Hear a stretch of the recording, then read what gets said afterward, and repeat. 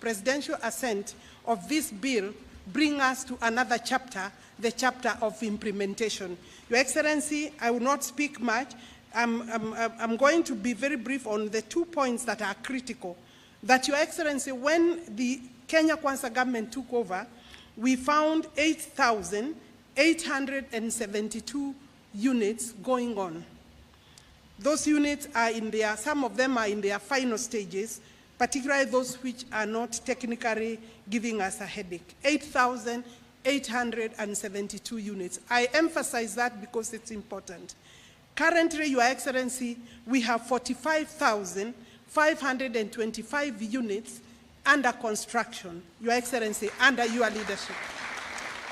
We have already advertised for contracting purposes and tendering 48,988 units, which we should be taking off by way of signing the contracts in the next 1 month, possibly 1 month, a further 48,000. That will bring us to a total of 103,385 housing units, both affordable, social, affordable, and market rate houses. Your Excellency, you have guided, including the sizes of these units. The designs that the people are seeing out there have received a lot of your contribution. You have visited, even without our knowledge, in many of these sites. Sometimes you have managed to, allow me, Your Excellency, to use the word sneaking, because you have even made sure that we do not know that you are visiting Kibera. The other day you visited Roiro, and I'm seeing through the social media that you are already at site. Your Excellency, my ministry is most grateful because of the leadership, the support, the critical input that you have made for us to succeed. Right now, Your Excellency, we have over 120,000 young men and women working in these sites. We anticipate, Your Excellency, that by the time the balance of 48,000 units is put in place, Your Excellency, we should be having close to 300,000 young men and women working at our sites. So by signing this bill, assenting to this bill today, Your Excellency, you have opened doors for low-income earners to start earning. Our minimum wage, Your Excellency, is 600 shillings for the casual workers, and the artisans and others are earning between 1,000 and 2,000 per day. Your Excellency, every site has several women working because we have taken care of the gender card. Your Excellency, with this project, we have also developed markets around the affordable housing. The ESP markets have been redesigned to cater for the extra population that have come. In every project, Your Excellency, we have to address the education infrastructure around the projects. That is to say, with this fund, Your Excellency, we have opened new doors, new opportunities, and new hope for Kenyans. And we are happy that, Your Excellency, notwithstanding the opposition, you have refused to give in to opposition, to negative approach against this bill. And with that, Your Excellency, I want to allow me to call the Cabinet Secretary to say a few words before we can come here, and he will call His Excellency, the Deputy President. These are some of our greatest supporters, Your Excellency. We do this part first. Thank you. Thank you, Your Excellency. With your guidance, then, Your Excellency, I want to call you to stage. You will be moderated with your permission, Your Excellency.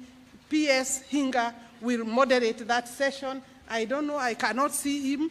Today he's allowed to sweat, Your Excellency, because this man has been on sites every day, in sites every day. I remember you asking me whether I have the right shoes, Your Excellency. We have climbed the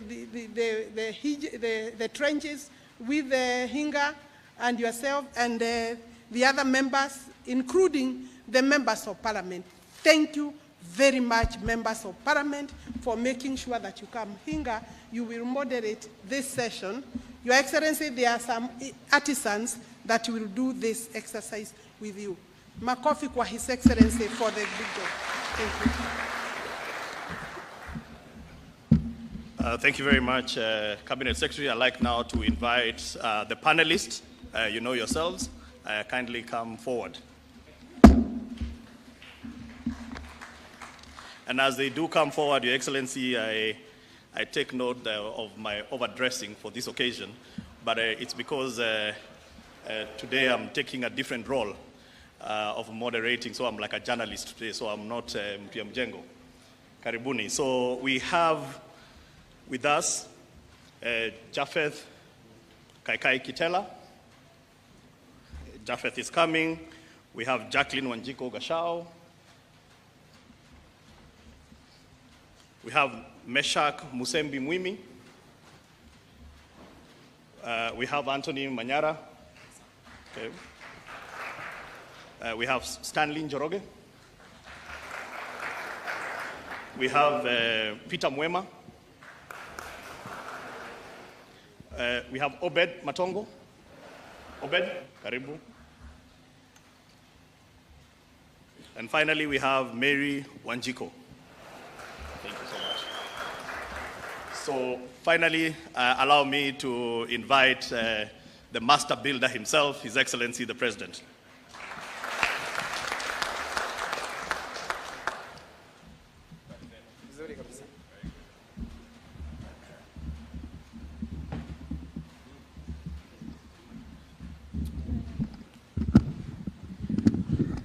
Thank you very much, Your Excellency. This is a conversation that you're going to have with the people that represent a constituent that is very close and dear to your heart. This program is not about brick and mortars. This program is about faces, people that only look up to you as their hope. Because this country, the existential problem that we have is lack of jobs. And so, Your Excellency, as you converse with them, I want to give them the first opportunity to introduce themselves. And I want to start with Japheth Kaikai Kitela. Japheth Kaikai Kitela is a food vendor at Kibra site. He has formed a group of Kibera disabled people, and they are making food and serving the construction workers. These jobs, Your Excellency, are not just the direct jobs on site. There are so many other jobs that are being created outside those sites. And lastly, Japheth is one of the people who are going to be the beneficiaries of those homes that are being built. So not only is he serving the people, but he's also watching and making sure that they are on time, because he can't wait to occupy his decent unit. Japheth, karibu, and give us just some opening remarks and your own journey.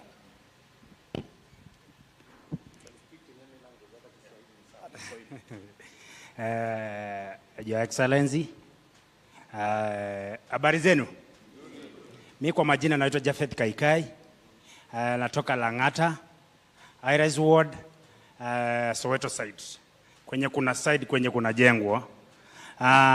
Mimi tuliform a group of disability 2014.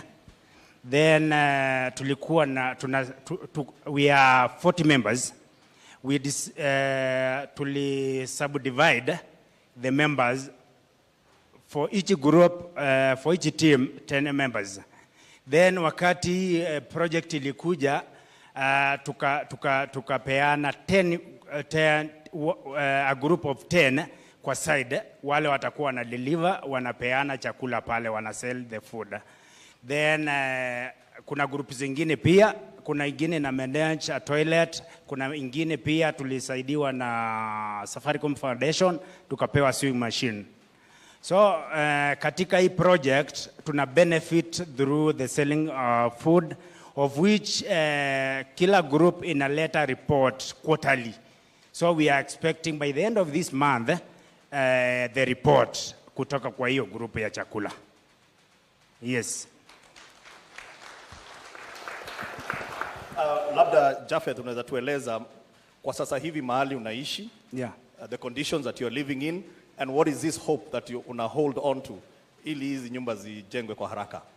Kwanza President eko kwako, sababu mimi nikiamuka huwa naona the side drive, then nasema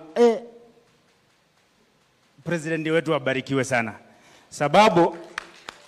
sababu sisi wakati tunaishi pale kwa nyumba za mabati, wakati unasongesha kitanda ikiguza mabati, unasikia mwenzako pale side hiyo ingine anageuka kidogo anakuambia I'm still on. So unamaanisha ya kwamba there is no privacy. Sawa sawa. So it means hii project itatusaidia sana sisi walemavu. Sababu gani? Pale unapata tukio kwa mabati, there is no way unapata mtu anaweka wheelchair yake kwa nyumba. Lazima aweche kwa barabara ndio aingie kwa vichochoro.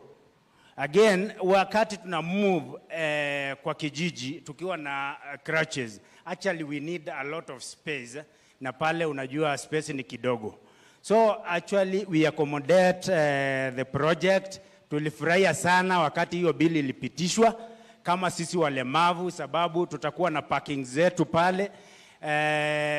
In my group, we have around 20 members who are beneficiary on this project. So sisi kama walemavu tunafurahia sana sababu ya hii project. Thank you. Asante sana. Your Excellency, now I'd like to invite you to just have a conversation with Japheth. Yes. Asante sana Bwana Japheth. Yeah. So umesema wanachama wako kama 20 wanajipanga kupata nyumba pale. The beneficiaries. Mumeanza kusave, mumeingia kwa boma yangu ama mnajipanga kwa njia gani? Kwa sababu mnajua lazima mjengo inaendelea kujengwa, sio? Yeah. Na makadirio yetu ni kwamba katikati ya mwaka ujao hizo nyumba zitakuwa tayari. Yes. Kama sio mapema. Yeah. Nyinyi mmejipanga vipi? Are you registered kwa boma yangu? Mumeanza kusave pesa? Yeah. Kwa sababu mtahitaji deposit kidogo ndio muweze kulipia ile manyumba ingine baadaye. Kama mimi personally nimeregister na cooperative, at least naendelea na kusave, but kuna other members they are still registered. Yeah, kwa hivyo tunajipanga, tunajua vile muda inaenda, tunaendelea na kusave, at least hata si tufurahi kama wengine. Yes. So hapa kwa chakula. Yeah. Mnalipwa baada ya siku ngapi? Mnalipwa kila siku ama mnalipwa baada ya muda? Tunalipwa after 2 weeks. Tuna deliver the services, then after 2 weeks tunalipwa. Yes. Bado kuna mtu wako na deni yenu sasa kule?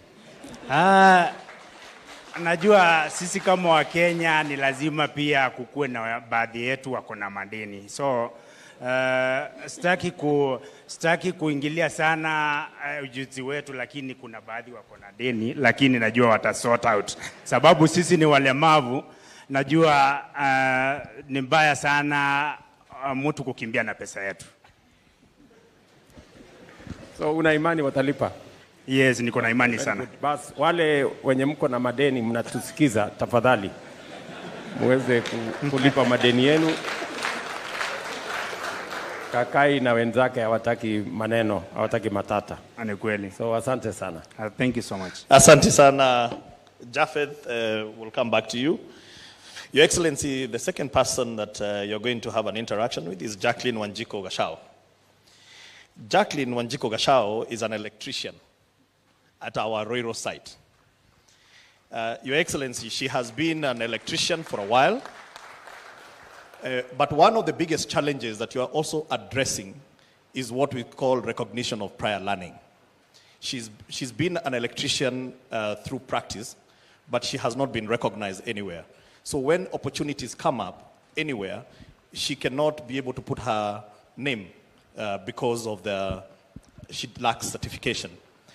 But Jacqueline now has been certified on-site by NITA on grade 2 and hoping for better. Jacqueline, tell us your story. Okay, my name is Jacqueline Wanjiku Gachao, and I'm currently working at Ruto Affordable Housing. Yeah, I started working there last year, July. That is where I got an opportunity after struggle sana na kufind job. Hapo awali, wengine wanani doubt maybe because I'm a woman, but wakati nilienda pale, I was given an opportunity by our foreman, anaitwa Musa.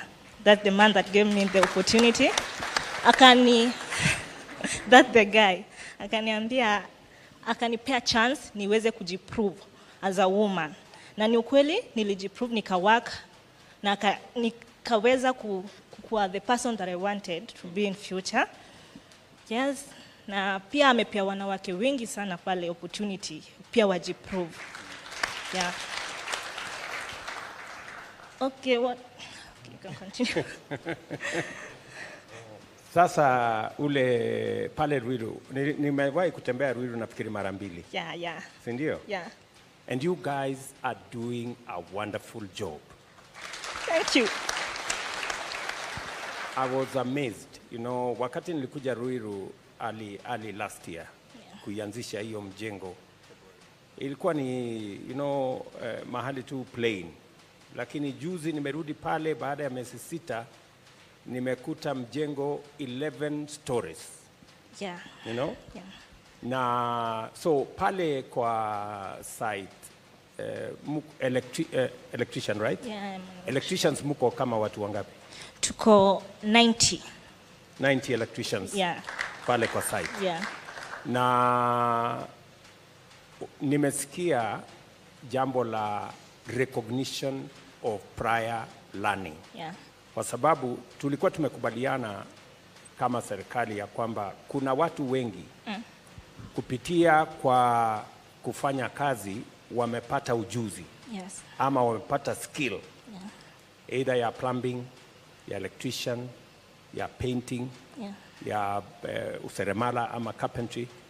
Lakini kwa sababu hawajaenda formal kwa shule, hawana anything to show. Yani hawana certificate yoyote. Yeah. Sijui kama umepata usaidizi wowote kupitia hiyo program yetu ya TVET ya recognition of prior learning. Have you engaged them? Did you try and see how you can be recognized because you have a skill? First of all, I would like to say thank you. Juu ilinifurahisha sana. Yes, nimereceive usaidizi, nimepata certificate. I'm waiting for the certificate, niko na your result slip. Nimekuwa recognized sasa. Watu wa NITA walini assess. So watu wa NITA walikuja wakaku assess. Yeah. Is there anybody from NITA here? Anybody from NITA? Okay, maybe they are not here today. They should have explained to us how many artisans have been recognized in this program. There's 200 of them at the moment. Yes. 200 of them. And some of them, I think His Excellency, the Deputy President, will be presiding over their graduation. So they have the result slips, and they are part of the team that will be graduating. Very good. So, kwa pale kwa site ya Ruiru, do you know any other person who has been assessed by NITA? Kama unajua watu wengine ama ni wewe peke yako? Najua ni wengi. Juu walipea opportunities watu wengi sana. Watu wote wenye walikuwa wanataka certificates wakawa assess. It was an open opportunity for everyone. Yeah. Kabla ya site yetu ya Ruiru, ulikuwa umewahi kufanya kazi mahali pengine? What opportunities did you have in the past? Okay, previously I was working naenda kufanya hizi nyumba ndogo ndogo kazi na sometimes hazipatikani kila wakati. So most of the time nilikuwa home na shanga nitafanya nini, sina usaidizi naweza saidia mtoto wangu. Yani nilikuwa tu nateseka. But thanks to the affordable housing, wamenipea that opportunity and I'm working now. So I think this, as Hinga said, this affordable housing plan is not just about mortar, cement, steel, stones, concrete. It's about people, real people. And it's about opportunities, real people like my dear sister here, Wanjiru. Yeah? Real people like my friend Japheth here. And all this, and 120,000 people like her and him in many places, in many sites in the Republic of Kenya. So congratulations, Wanjiru. My deputy will be giving you certificates shortly, formally, after you have been assessed by NITA to show that you have the skills. And next time you go to another site, you will now have a certificate to show that, in fact, you are a qualified electrician. Thank you. Thank you very much. Your Excellency, you have told us time without number that we are spending over 600 billion shillings every year to educate our young people. And that the challenge that has been there is that once they finish their education, there was no plan on what they're going to do with their lives. Representing the young people here, I have Meshak Musembi Mumi. Meshak is a plumber at our Kibra site. He's 29 years old, and just like Wanjiru, he has been mtu wa mkono, kazi pale na hapa na pale, but without any certification. He has now been assessed as a grade 3 plumber by NITA through recognition of prior learning. Karibu Japheth, share your story with us. I'm Meshak. Sorry, Meshak, sorry. Yes, I'm Meshak.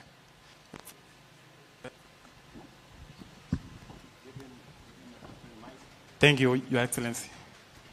I'm a plumber from Kibera at working for Allied Plumbers Company. Before, I served as a member of our National Youth Service from 2018. I graduated 2023, March. From there, a lot of challenges searching for jobs. But when affordable housing came, I had a chance to secure a job with it.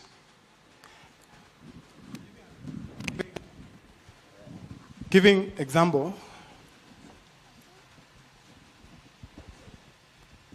giving out this example of mine, there are a lot of youths vijana pale mtaani wanasava kutafuta job.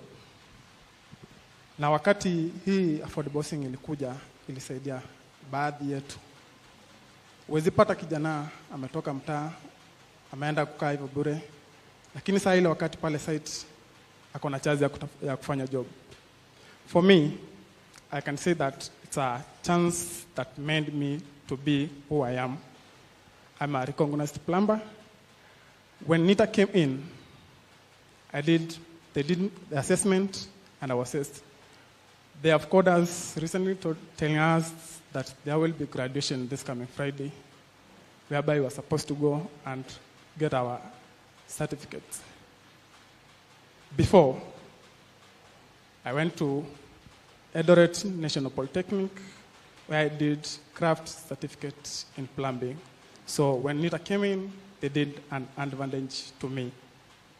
Yes. Thank you very much, Meshak. So, unafanya kazi pale Kibra? Yes, I'm at Kibra. Nilikuwa pale juzi. Yes. Na naona mumesukuma kusukuma. Kabisa. Yeah? Yeah. Hiyo site yenu mko plumbers wengi, kuna carpenters, Ndio. kuna electricians, Yes. kuna masons, Yes. pale. Still fixers. Na kila mtu, Yeah. na steel fixers, Yes. Ama umesema? Yes, still fixers. Wako pale. Kabisa. So nakuuliza Meshak. Yes, sir. Kwa sababu program hii ya affordable housing pia inakupatia nafasi ya ajira, lakini vile vile unajua pale tunajenga social houses. Sijui kama umepata kuelezwa hiyo social houses na vile unaweza wewe kama plumber ukasave pesa, hiyo nyumba ikiwa tayari wewe pia unaweza kununua. Uko na hiyo habari? Yes, iko. Yeah. Are you doing something about it? Yes, we're planning and we have started doing it as the plumbers on site already. Yeah.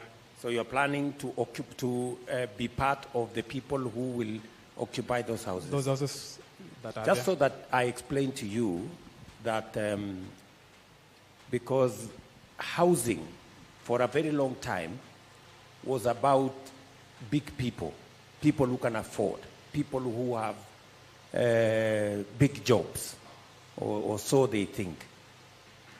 But this time round, we said in the building of houses, we want to make sure that we are sensitive to the strata of our society.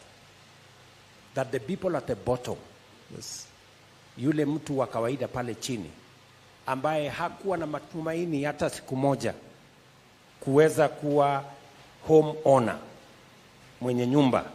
Wengi wamezoea pengine uko unalipa rent kwa nyumba ya mabati vile kakai anasema, pale choo ni shida, maji ni shida, barabara ni shida, hata stima kuunganisha ni ile ya si mnajua vile inafanyika hiyo maneno hiyo. So na saa zingine inatupatia matatizo, inalete madhara.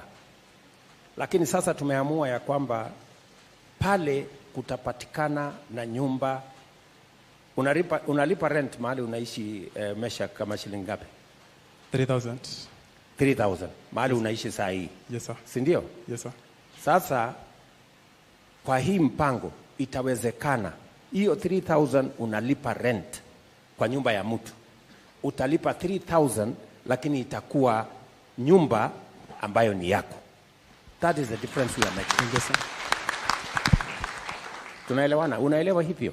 Yes. Na ndio mpango yetu ni kusema, ukisikia waziri amesema kuna categories karibu 3 ya ujenzi wa kuna social houses ambaye mortgage yake itakuwa 3,200.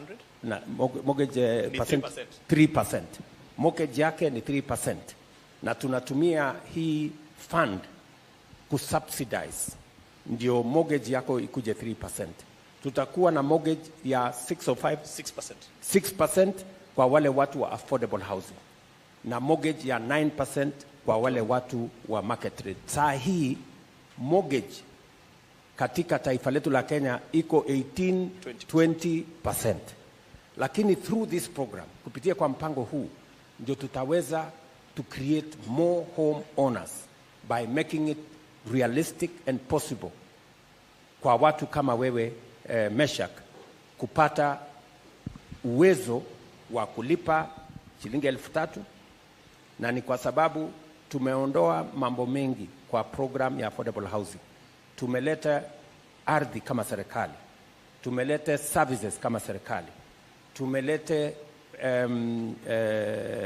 design kama serikali. Ile pesa nyingi ilikuwa inatumika kulipa ardhi, kulipa services, sasa tumeichukua kama serikali ndio tuweze kufikisha home ownership kwa Wakenya wengi zaidi, kama vile Meshak na wale wote wameketi hapa.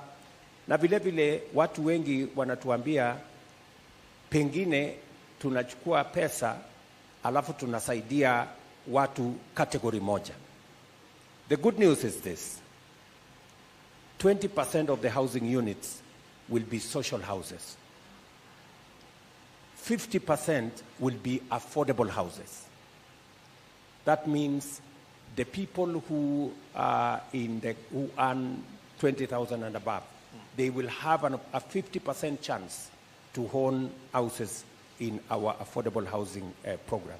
And 30% will be the people in the middle class or the people further up the ladder. So in this affordable housing program, there is a chance for every Kenyan. Those who want bigger houses will have an opportunity to get it. Those who want affordable houses will have an opportunity to get it. And those who want social houses will have an opportunity to get it. Many people have been asking us, what happened to your mama mboga? What happened to your boda boda? I want to tell them, our boda boda and our mama mboga are family in our equation. This program will make it possible for a mama mboga who today pays rent at 3,000 to pay 3,000 and own a home in Kenya. It will give a chance to a boda guy and every hustler in Kenya who today lives in a shack that has no water, that has no electricity, that has no access, that has no sanitation. It's going to dignify their lives. And they too, like the rest of society, can own a home.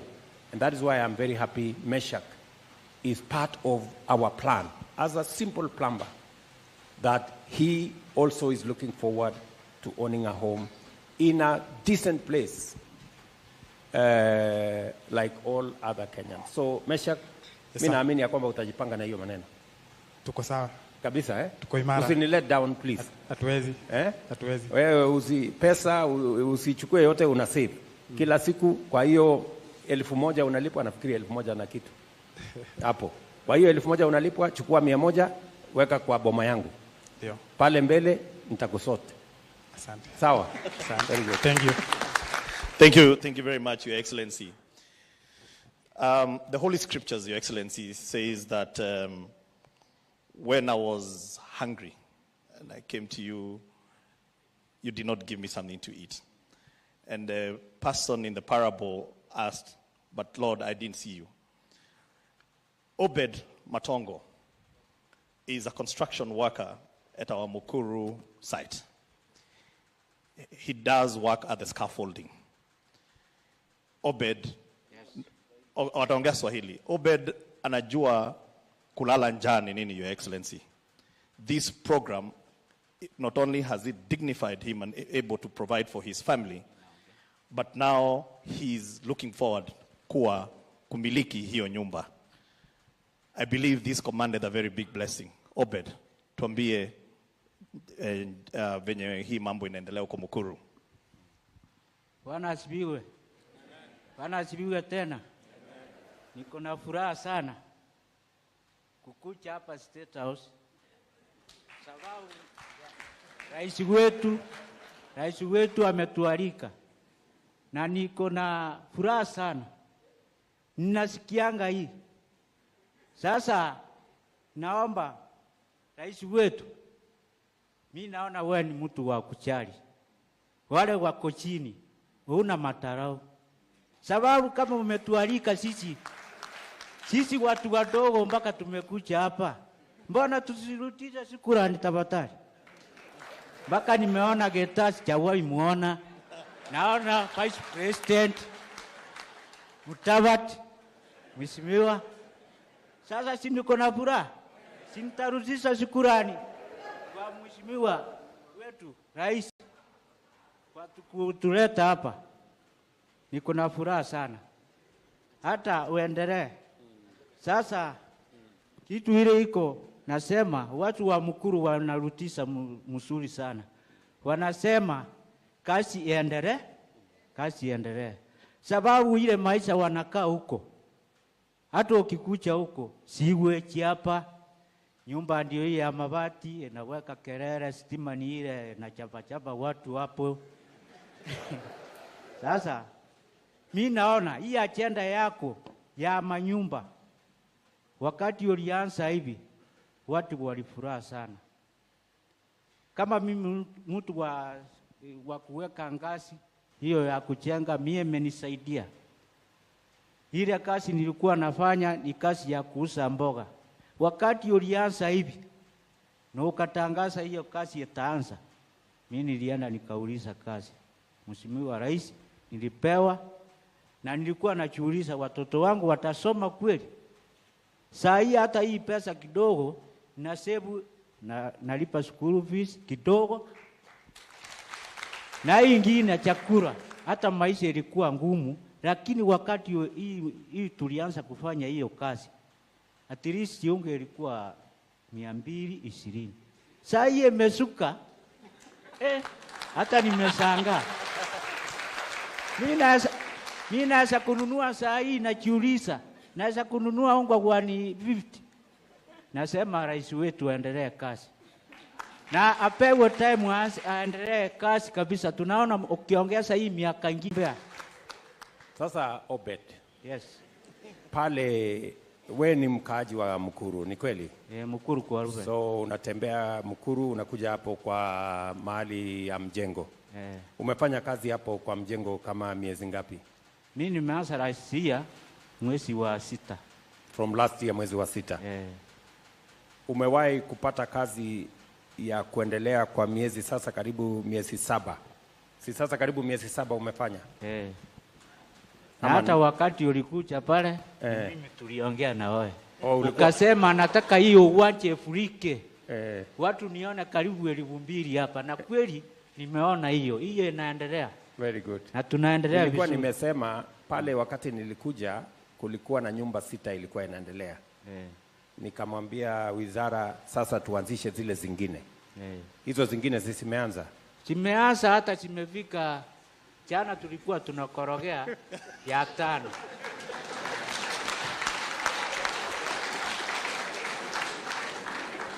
Zile zingine zimeanza. So na watu wa kufanya kazi pale wameongezeka. Wameongezeka, wako wengi. Zaidi hata ukikuja huko. Hiyo uwanja imefurika. Imejaa watu. Na tunaomba tu hiyo kazi iendelee na ufungue kazi nyingine.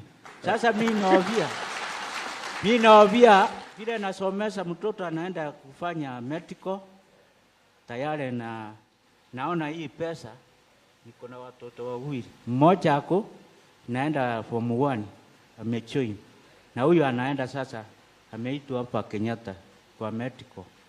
Sasa sasa anaenda kujoin. Hajaitwa lakini ataitwa.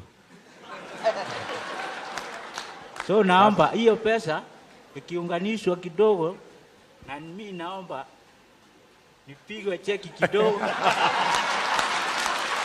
Itaendelea, nitashukuru.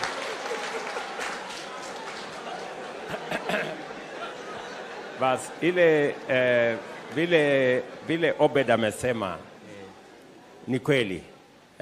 Kwa sababu umesikia vile waziri amesema. Kwa sasa tuko na watu between 120,000 na watu almost 140,000 wanafanya kazi kama wewe Obed na hawa wenzetu wengine katika sehemu mbalimbali, mijengo mbalimbali inayoendelea katika Kenya. Ile mimi nasikia wewe Obed ukisema ni kwamba tupanue ndio watu wengi zaidi wapate nafasi ya ajira. Ni kweli hivyo? Ndio. Na ndio umesikia waziri akisema tuko katika kukamilisha projects zingine ambazo zitatupatia nyumba 48,000 kufikia mwezi ujao. In the next 1 month tutakuwa tumeaward 48,000 units zingine. Sasa tutakuwa na manyumba 100,000 ambayo itakuwa inajengwa katika taifa letu la Kenya in the next 1 month. Na tukiongeza hizo manyumba pia tunaongeza wale wanafanya kazi pale.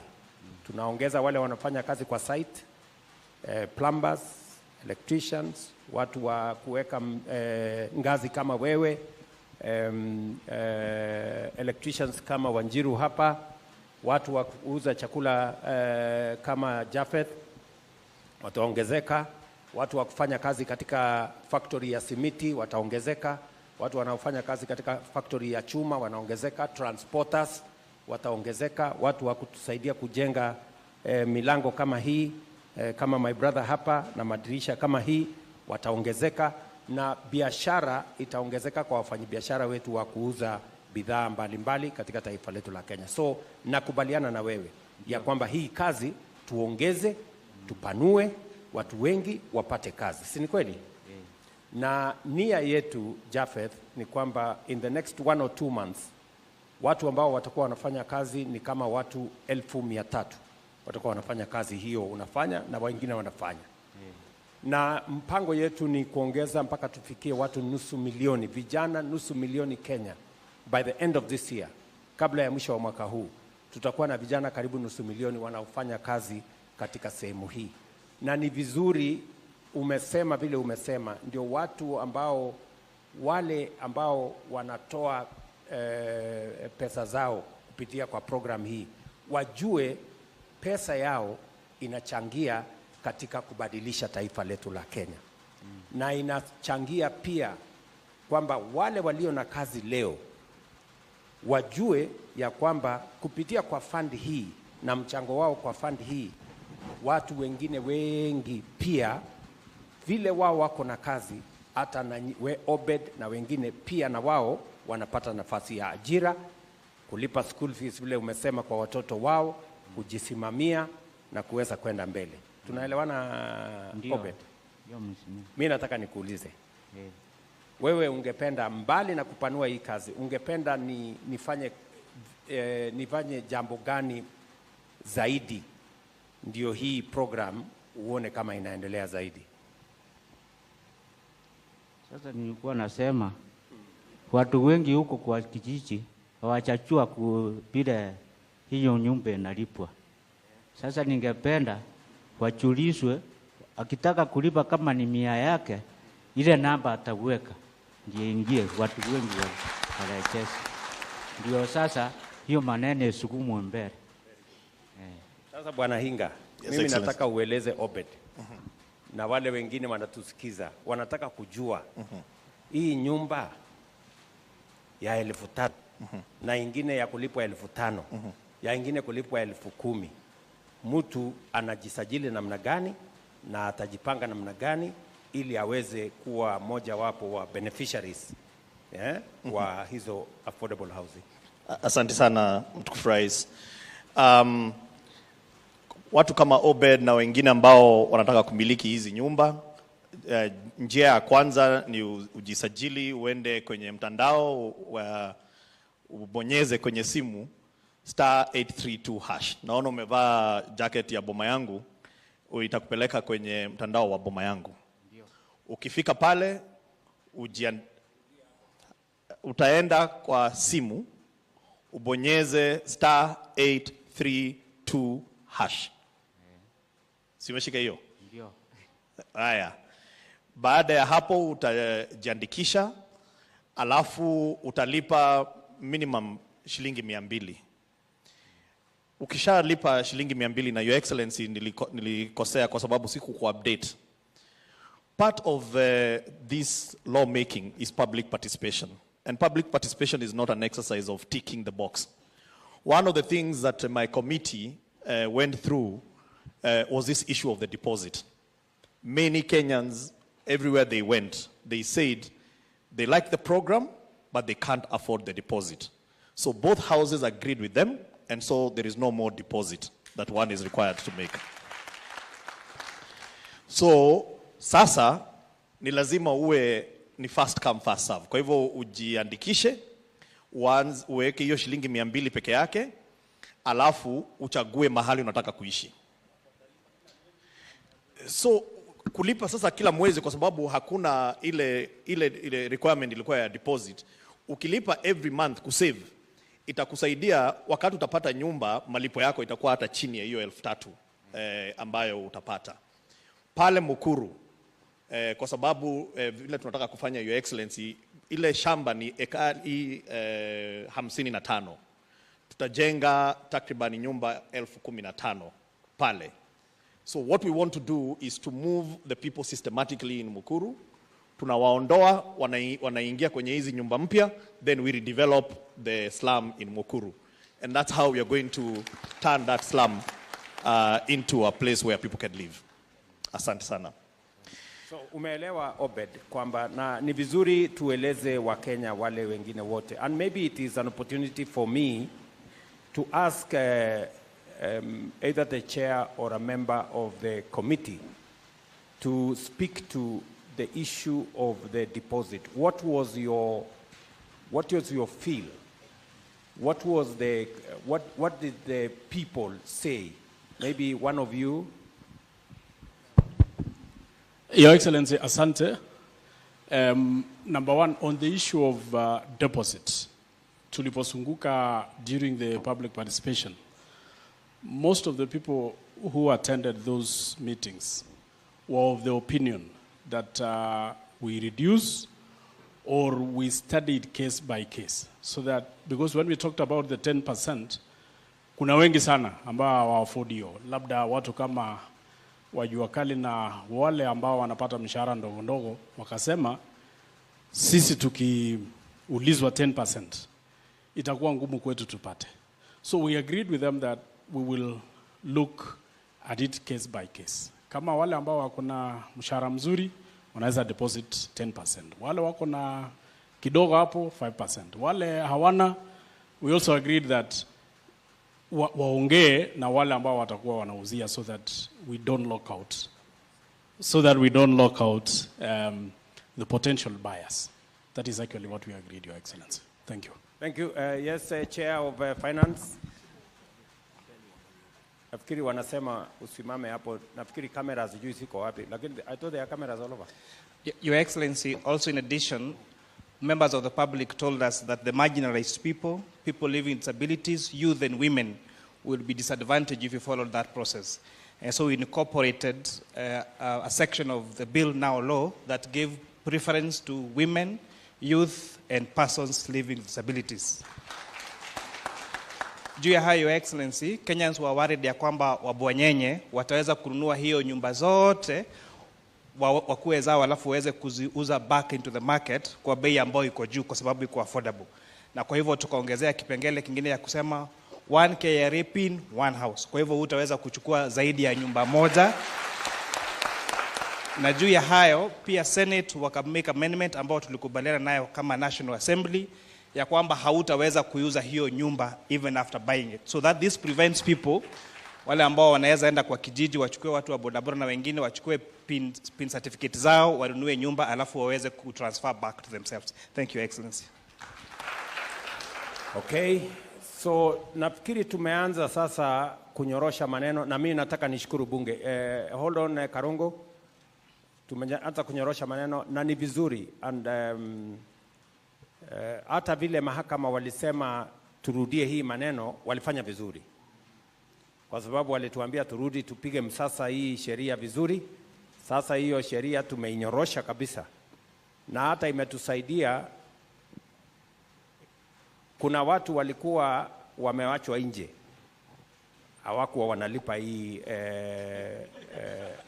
sasa pesa imeongezeka zaidi. So tunashukuru mahakama wametusaidia kutuongezea pesa ya affordable housing.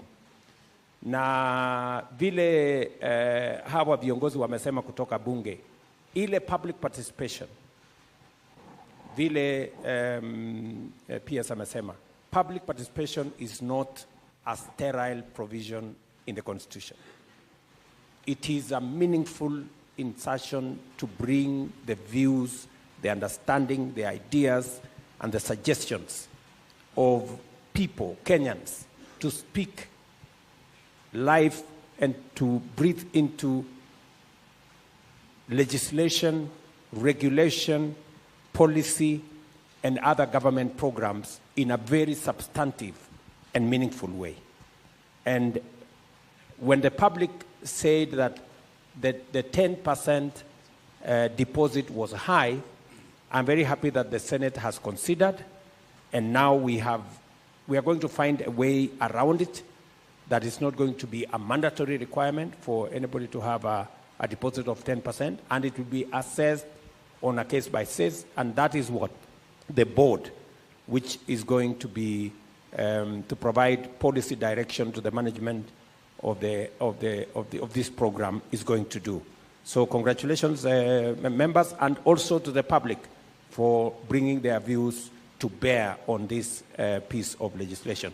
Karungu, maybe you can finally say something as the chair of housing in Senate. Thank you very much, Your Excellency. At the Senate, we listened to the public. Na walikuja wakasema, kuna wale hawataki kuishi town. Wanataka warudi mashambani, ndio wakalime. Wako na ardhi, wako na title. wakaomba serikali badala kuwajengea town, inaweza kuja pale mashinani, iwajengee kanyumba mzuri pale na walipe polepole. Tukakubalia hiyo na iko katika sheria. Tuka-introduce kitu inaitwa Rural Affordable Housing. Watalipa kupitia mortgage scheme na kila mtu atapata nyumba yake. Ndio pia watu wote wasikuje town, hata wakulima wabaki wakiwa na nyumba mzuri. Asante sana Rais. Thank you very much. Let's proceed. Your Excellency, thank you very much. A lot of people saw me sweating here in State House when we were making this bill last year. But I'm not alone in this journey. There are some people that have real scars. Stanley Njoroge is the chairman of the Settlement Executive Committee in Kibra. He's also working on site, and he's one of the people that are waiting eagerly to own their home. When this process was stopped, Stanley mobilized his workers, and they came to Toi Toi outside the High Court. Stanley was arrested, and akaniambia, he has some scar to show for this program. So there are people who have real stories, Your Excellency, besides myself. Stanley, tuambie your journey. Your Excellency, nashukuru sana. Kwa majina ni Stanley, the chair wa settlement venye umeambiwa. Na mimi mwenyewe, mimi ndio the real person mwenye naweza sema nimefeel kitu yenye imechange mtaa yetu. It is so shameful mimi kuangalia mzee akipinga kitu yenye inaweza saidia mama pale chini, inasaidia watoto pale chini na maisha yetu haswa. Mimi hapo awali na bado hata sasa tunaendelea na hiki kitu ni venye bado nyumba zetu hazijaisha. Tumeishi maisha ya kuteseka. Kila saa tu ukisikia wiu si ambulance, ni zimamoto. Imekaa kutuzimia moto, tumechomekewa. Unarudi scratch zero. Mvua ikinyesha tunashukuru sana. Tena inarudi na kuwa ndio kutubeba mafuriko kutuingiza Nairobi dam. Tukirudi tena tukimaliza hivyo, nakwambia Your Excellency kwetu mtaa as we are speaking now. Hakuna mtoto wa miaka 10 unaweza mfundisha kuhusu sex. Anaijua. Na ameijulia wapi? Mtaa hapo ndani. Hiyo ndio bedroom, ndio sitting, ndio kitchen, ndio room ya watoto kuchezea. Kwa sababu mtaa utasema kuna corridor ama kuna kiwanja ya kuchezea. Mtachezea kwa nyumba ama mchezea kwa corridor ka nje. Cha mama, cha baba inafanyiwa hapo. You find that hakuna decency kwa slum juu ya hizo environment. Ukipata example kama venye nyumba zilikuja, si kwetu tulilan na the phase A ya project. Tukaona kweli hao watu wanaishi nyumba mzuri, maisha mazuri. Tulipokuja kuanziwa yetu, hapo ndio vikwazo zilikuja. Ikakuwa, hatuwezi jenga, hakuna nini. Ikakuwa nikajiuliza, kwani mtoto wa maskini wakati anaenda kuinuliwa ndio hao matajiri wao inawauma ama inakuanga ni nini? Kwa sababu zao zikipita hazinanga vikwazo. Zinakuanga ni yes zikipita. Zetu zikifika lazima tuandamane, lazima tupigwe tear gas ndio haki yetu ifanyike. Your Excellency, hiyo ndio kitu kwanza mimi iliniuma. Na nikasema kuliko niitwe mwizi, kuliko nipigwe risasi na tupigwe risasi na watu wetu tukiitwa waizi, wacha tuandamane tupigwe risasi tukitetea kazi. Kwa sababu ilifika mahali tukaitwa, tukaambiwa kutoka leo mjengo wenu chairman imesimama. Kulingana na sheria imesemekana housing levy kutoka tarehe 26 haikatwi. Serikali saa hii haina pesa. Tulipumua. Tukarudi. Tukajua tumerudishwa kwa street. The journey of a jungle. Kama ulikuwa mwizi, endelea kuiba. Kama ulikuwa unatega, endelea kutega. Kwa sababu saa hii pattern imechange. Ulikuwa unadhani umepata kangazi kadogo, umeteremshwa mara moja, ilituuma sana. Na tukaungana, tukasema wacha tutoke street. Wacha tuandamane. Wengine wakasema mnaandamana nini? Hizi nyumba zetu haziko affordable housing. Ni sawa. But all in all, Sisi kwa mind tulikuwa tumeambiwa na tunajua the 30% ya housing levy itakuja kusupport hizi slum upgrading, ndio zenye saizi zimechenyewa zinaitwa social housing kwetu. Kwa hivyo sisi tulikuwa tunajua plani yetu, si ati tumetengwa, tumewekewa mpaka percentage yetu ya kutuinua. Tulipoenda street, Your Excellency, tulikutana na video. Tumekuja mzuri, peaceful. Tumefika pale kwa mahakama. Hakukuwa kuongeleshwa, hakuna kunini. Ya kwanza tulirushiwa tear gas 5 katikati yetu wote, kwanza tutenganishwe. Ya pili ilikuwa ni kila mtu mnagrabiwa mkichukuliwa, wengine walikuwa wachukuliwa Status Road wakiingia na Serena pale. Kwa sababu ni mbio kutoka hapa ile unakimbia mpaka huku, lakini tunafuatwa mpaka na nduthi za askari. Ndio wengi walishikwa. Nashukuru sana ofisi ya PS na housing venye walifanya. Hatukulala ndani. Walitusaidia. Lakini bado haikuwa suluhisho, kwa sababu bado ndio utatuachilia. Kesho tunaamka wapi? Tulisema kesho tutaamka, bado tu tukuchoka tukaamka. Sasa tukasema raundi hii ni kama waziri ni hatusikii, ni kama haoni kilio yetu. Tulienda kwa waziri sasa, tukamwambia sisi waziri, leo ni either tupate kazi ama mtoke kwa ofisi. Hizi ofisi tunaona ni mingi, hata sisi ati tuliandikiwa kuanga watu wa mjengo, tumesoma, ni venye chance tujapata, tumeamua kutumia hii chance yenye president ametuletea tujisaidie. Enyewe waziri tulishukishiwa, tukaelezwa, tukaambiwa fanyeni hivi, hata kama serikali haina pesa, tutajua njia mbinu zenye mtafanya. Nimeinstruct developer wenyu mrudi kazi, tukitatua maneno yetu kwa ndani. Your Excellency, hapo ndo tulipata kupumua, tukarudi mtaa, tukajiformulate. Tukasema kama tumehakikishiwa hivyo, sisi hatuna shida. Juu haja yetu ni tuinuke kutoka chini, tuinue hao vijana wetu wapate pesa ya kusave, wapate pesa hiyo 10% ya kuweka kwa cooperative. Nikikueleza kuhusu kwetu, Your Excellency, naona kwetu tuko favored sana. Na tuko favored kwa sababu hii ndio mradi yetu mali ilianzia hapo Kibera. Kwa hivyo sisi tuko na advantage kidogo, kwa sababu kuna watu wa kuamini mradi inaweza kuwa, lazima wakuje waamini kutoka mtaa yetu. Ilipofika kwa hiyo yetu cooperative, Your Excellency, sisi tumejikusanya chini. Hizo sekta A, B, C na D ziko na cooperative zao. Wanajiwekea pesa yao. Saa hii tunaongea cooperative zimeweka kama zone B tumeregister 2118 already wenye wameregister cooperative. And Sachea, nimewaambia endeleeni kuregister wote. After all, tukishamaliza kufika hiyo target, nyumba zetu tunapewa, wenye walirelocatiwa ndio wanarudishwa hapo kama first priority, tupate nyumba zetu. Ndio at least hiyo maisha yenye tulikuwa nasema ati tunateseka, turudi kwetu. Ile rent kwa nalipa pale ya 2,500, 3,000, 3,500. Imagine unalipa nyumba 3,000, maji unaendea kilomita, stima ndio hiyo ya waya unalipishwa 300 kila wakati, ingine 500. Haya ndio hiyo sasa. Ukiangalia sewage, mpaka Your Excellency nikakuja kujiuliza, hawa na habari pia kuna venye unaenda unasikia news, unasikia katika mtaa wa mabanda wa Kibera, kitongoji duni cha Kibera. Your Excellency, tafadhalini, tulisema hata si tunataka kubadilishiwa majina. Si mtaa wa mabanda wa Kibera, kitongoji duni, maji taka. Na imagine ukiambiwa maji taka, ndio yenyewe siweji zote za Kibera zinakuja kumalizia hapa Kibera chini kwa Nairobi Dam. So tukiitwa maji taka, tunaona ni kama tumetenganishwa class. Tukiambiwa kitongoji duni, tunaona yenyewe sisi ni wale wenye tumefinyiliwa, hatuna kitu. But Your Excellency, sisi watu wa slum tumeamua change.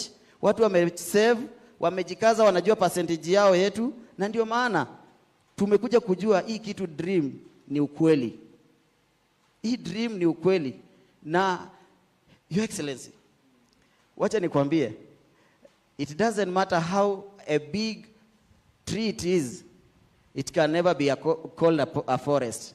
It needs other small trees to be called a forest. Nikimaanisha hivi, na maanisha hii kazi si kufanya peke yangu kama chair. Niko na kamati ya watu 17 yenye tumekuwa tukifanya hizo enumeration, tunawapanga wana relocate pande nyingine. As we are speaking now, tuko na units zinafaa zijengwe Kibera 4054. Members wetu wamekaa huko nje wanaziangalia, wengine wanafanya kazi, wasave, zikiisha hivi hao ndio wa kwanza wanaingia. So ningeomba tu kwa heshima Your Excellency, viongozi wangu wako hapa wasimame tu wa wave kwa heshima, wasiseme tu watu wangu nimewaacha. SEC wetu members tafadhali. Tafadhali members wake best.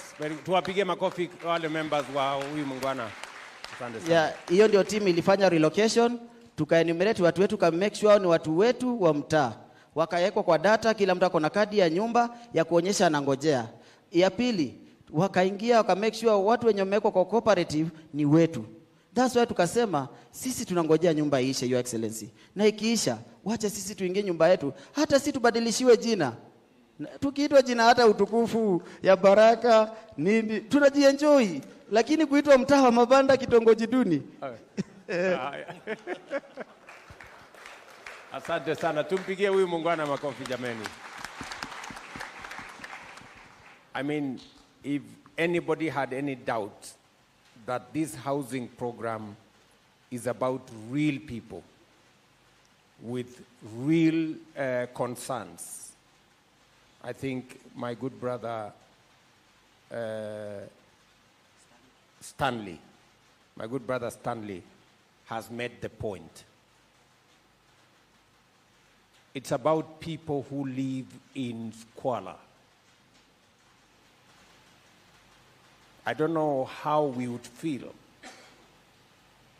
when Stanley says children in those neighborhoods cannot be taught about sex at 10, because it is something they witness every day because of how those settlements are. As a country, we must dignify every family and every Kenyan.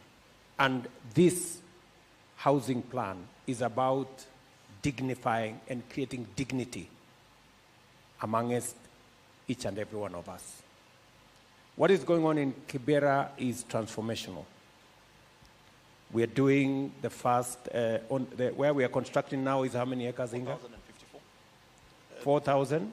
4,054. 4,054 units. Yeah. That is the phase that we are in. Yes. We have already decanted another. We are in the process of decanting the next phase. Next phase, which is about 22 acres. We're moving on to the 22 acres, and we want to thank Stanley and team for working with us to enumerate citizens. And it is amazing how Kenyans are cooperating. People who agree that let me move away, pay for me rent somewhere for a year so that you can build these houses here, and they know that those houses will be occupied by more people than them, but on the assurance that they will get the first priority for coming back to the houses that we are building. And I want to commend people like Stanley and your team for working with us in the communities to be able to create understanding in the communities that this project is not about other people. It's about them, it's about their children, it's about their families, and how we want to create dignity in our settlements. And for those of us who report, I think you have heard Stanley say, please spare them Vitongoji Duni. I think we're going to change the name, and hopefully we will call it, you said you wanted to call it Baraka or something, some Baraka Estate or something. So I think that is really commendable, Stanley. And thank you very much for participating and making sure that we are kept on our toes, making sure that we understand where you're coming from. This is about people who did not have a job. They don't want to go back to crime. They don't want to go back to the things that they have been doing. They want to continue working. They want to fend for their families. And I'm very happy, and we must also commend the media. I think I saw reports in the media when they reported that in Ruiru, for example, the crime rate had substantially gone down because of what was going on in there with our housing program. Positive stories like those give hope to many more young people. Let me ask you, Stanley, finally. As you work with the communities, as we look at Kibra, because my commitment is that in the next 10 years, God willing, we will not have a slum in Kibra. We will have an estate. We are working on the 4,000 housing units now. We have 22 acres that we are going to bring on board shortly. Then we will move on to the next. As we create the housing units, we will be moving the people from the slums into those units, make sure that we increase the social housing, especially in those areas, so that we can have more dignity for the people who live there. What do you think I need to do better, or government needs to do differently? Do you have any suggestions on how we can make this better? Do you have anything you want to say that you think can be improved so that we can take this program into the future? Okay. For the better understanding, wacha niweke na Kiswahili mzuri ndio isaidie watu wengi pia. Your Excellency, according to what you've said and improvement for the future also, mimi kikwangu nilikuwa naonelea hivi. Nikikupea na case study ya NYS. NYS ilipokuja mtaa ndio ilitusaidia katuwekea lami, katupitishia lami, hatukuwa na lami. Ndio ilituwekea tule choo zenye tuliekewa hapo hivyo kidogo kidogo kutusava hapo hivyo. But by the end of the day, vijana walipokuwa nafanya kazi, scandal likalipuka katikati. Ikawa vijana wote wakose kazi, mradi zenye zilikuwa zimeachwa nusu zilikuwa zimeendelea zikaachwa nusu zikabidi zishie hapo.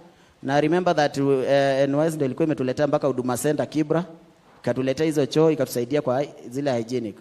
On my view, hata wakati tulikuwa kwa public participation, ukiambia Mr. Chair Kuria, nilikuwa nimesema, in order to safeguard this project na iende mbali, let the money meant for the housing remain for the housing and free from corruption.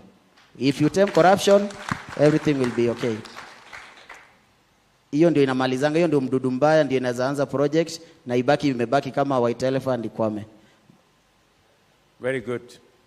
I think let's give him a clap. What Stanley is saying, this project must have integrity.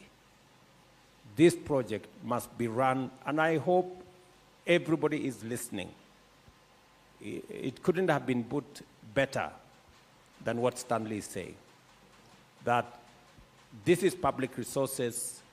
Kenyans are committing their money through the levy for this program, for the dignity of other Kenyans, so that other Kenyans can have a job, so that we can have decent housing, so that we can eradicate slums, so that we can increase the number of homeowners in Kenya. Not just for the people living in slum areas, teachers, doctors, and everybody else will have an opportunity to own a home, because we have substantially reduced the cost of homes in Kenya. Our plan is to create minimum at least 2-3 million homeowners in the short term, so that we can have a country where everybody believes they own something and they are part of that ecosystem. So I want to give you my assurance, Stanley, as I do all the other workers in the construction site, and as I do to every Kenyan who is contributing their money to the housing levy, I want to assure you that I will do whatever it takes and deal with whoever and protect these resources for the benefit of the people of Kenya. That I will do. And I want to give a warning right from here, listening to Stanley. Please, anybody involved in this program, if you just step offline, this program must be corruption-free. We have agreed on everything. We have even agreed on the quantities. We have agreed on the costs. Unlike in the past, when costs move from here to there and ran all over the place, Hinga, you know, we already agreed how much it's going to cost. Yes, we did. And there will be no escalations and there will be no issues. So Stanley and all the other Kenyans, we've listened to you. Integrity is going to be front, back, center, left, right, to make sure that this program succeeds. Thank you. Asante sana. Thank you so much, Your Excellency. Your Excellency, affordable housing is not synonymous to poor quality. These Kenyans that are contributing towards this levy expect high quality finishes. Seated right next to me is Mary Wanjiko. Mary Wanjiko belongs to an organization called Build Her. She is a skilled carpenter and a joiner. At the moment, she is supervising over 20 employees. When we launched Starehe Affordable Housing, you had an opportunity to sample the quality of their work. And I can attest it is high quality work. And I want to say, Your Excellency, that women are not a footnote in this program. We honor the women in construction. Mary Wanjiko, tell us your story. Your Excellency, thank you for the opportunity. Kwa majina naitwa Mary, na nimekuwa alumni wa Build Her over 3 years experience. Nimeingia kwa hii sekta ya ujenzi baada ya kugraduate from Build Her. Nimefanya kazi tofauti mingi sana za site. Tumekuwa tukipitia a lot of challenges. Tumekuwa tukipitia sexual harassment, tumekuwa tukiwa discriminated na kuwa pia underrated. Na hivi karibuni tumeona vitu zimeanza kubadilika pole pole na tumeona wanawake wengi wameanza kuingilia kwa hizi sekta. Tuko na engineers, tuko na architects, na kwa muhimu sana kwangu tuko na skilled artisan kama welders, painters, carpenters ambao wako ndani na tunafurahia sana. So mimi niruhusu kidogo ni wape jani yangu. Nilianza kazi ya kuandikwa kwa hizo sekta za ujenzi, nikafika mahali nikafungua my own workshop for a period of 1.5 years. But mambo ikakuwa ngumu kwa sababu nilikuwa na watoto high school. Niko na inanirudisha nyuma kidogo kwa sababu watoto walikuwa wanafukuzwa shule nini, nikaopt kutafuta kazi. Nimefanya kazi kwa muda wa miezi 6. And in the period of 6 months, nilikuwa nafanya kama maintenance and repair officer. But last week, on Saturday, 3 days back, I was promoted to a technical coordinator. So, si rahisi, na try pia ku pass this information kwa wanawake wote ambao mko hapa. Si rahisi na si ati hatuwezi. Sisi wanawake tunaweza na tunataka Your Excellency utujaribu kwa hii miradi ambayo ni ya ujenzi, tuweke kama mafundi, si kama watu wa mkono, watu wa kubeba maji, but kama mafundi, na to prove the nation that we can and we are capable. Kwa sababu si wanaume wengi ambao wanaamini ya kwamba wanawake wanaweza. Si wanawake tunaweza? Asante. Asante sana Mary. So katika program ya Build Her, mnapatiwa training. Yes. Alafu mnakuwa skilled, alafu so kwa mjengo saa hizi bado mnaona kama kuna ubaguzi vile unasema mnakuwa underrated, mnakuwa discriminated, alafu kuna shida ya sexual harassment. Ungependa tufanye nini tofauti ndio tuweze kuhakikisha kwamba kina mama ambao ni 50% wa wananchi wetu wa Kenya lakini ukienda pale kwa site ni 10%, ama wakizidi sana 15-20%. 80% ni wanaume, lakini Kenya ni 50% wamama na wanaume. Ungeona tunaweza kufanya nini tofauti ama zaidi, ndio tuweze kuchangia kina mama pia kupata riziki kupitia kazi hii ya affordable housing ama ya housing kwa jumla. Okay. Ya kwanza ambayo mimi ningetaka iwekwe into practice kwa hizi ujenzi, kwanza ni tukuwe na separate changing rooms ya wanawake na wanaume. With that, tutaweza ku-overcome challenge ya sexual harassment.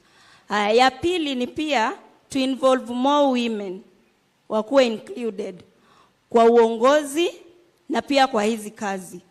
Kwa sababu wakati unaenda kwa site, unapata a woman is a leader, ama yeye ndio supervisor ama foreman, utakuwa wewe kama woman utafeel more encouraged that kuna mwanamke mwenzako ambaye ako pale juu na pia wewe ungetaka kufikia hapo. So mkinvolve more women on these sectors, itakuwa a big up for us. Thank you very much, Mary. Tumpigie makofi. Huyu Mary amesema two things very critical, and I hope the board that is listening wherever they are and the ministry will provide guidance. Yes. Kwamba pale kwenye site, to the extent possible, we must have separate changing rooms. Correct. And so that we protect, and even separate toilets so that we protect women from unnecessary harassment. And number two, we must mentor more women. I think listening to her, that's what she's saying. We must give more women a chance. We must give more women an opportunity.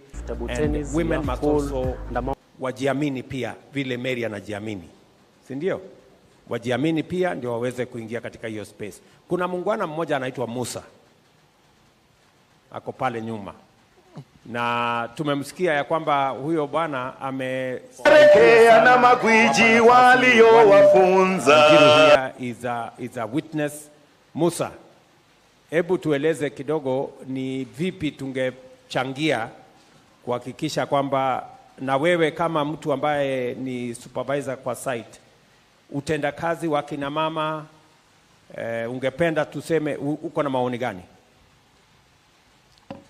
Kwanza nashukuru sana kupata hii fursa.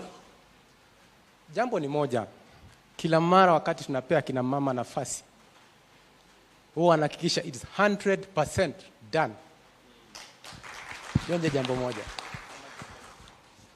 So mimi hupenda kufanya nao sana.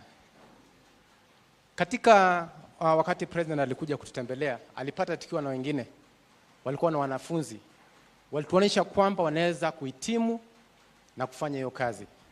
Sasa tunapoongea, Jackie ni mmoja wao hapa.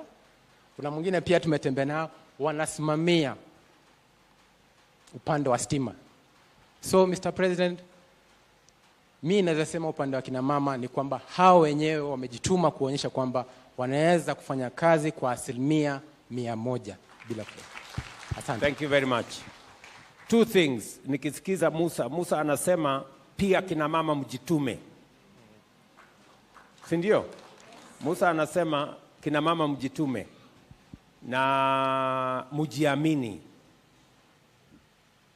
Na pia hizi courses zote pale nyuma watu walikuwa wanafikiria kwamba course ya plumbing, electrician, painter, welder, seremala ni ya wanaume ama ni ya watu wa chini.